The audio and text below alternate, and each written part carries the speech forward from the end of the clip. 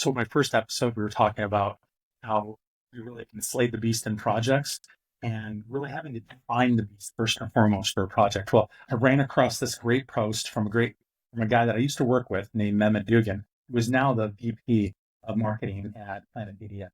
Well, here's what he says, and it's going to be a little bit long, but stick with me because there are some golden nuggets in here.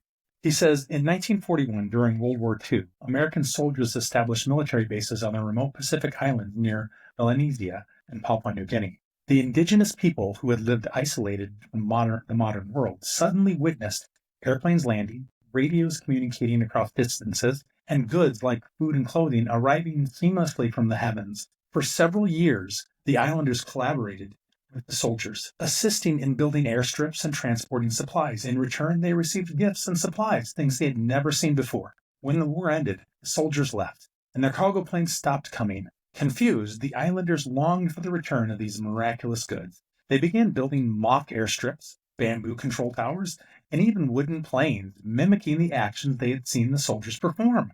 They believed that by replicating these behaviors, the airplanes and the coveted cargo would return. This phenomenon became known as the cargo cult.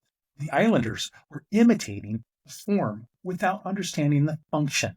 They copied the external appearance without grasping the underlying principles that made the planes arrive. This story serves as a powerful metaphor for how some businesses operate today. Companies often see a successful product or strategy and attempt to replicate it, believing the copying of the service level attributes will bring them success. Personal note, think agile, think, oh, we do Scrum, we do agile, but all we really do is some ceremonies. As Jason Fried, founder of 37 Signals, aptly said, quote, shouldn't copying something be easier than creating it? Someone else already did the work, right?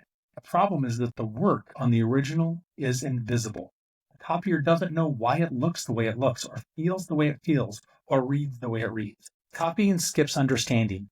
You make the front end result and assume that was the hard part, ignoring the back end decision that led there. True innovation isn't about imitation. It's about understanding the core problems and designing solutions that address them fundamentally. Let me say that again. True innovation isn't about imitation.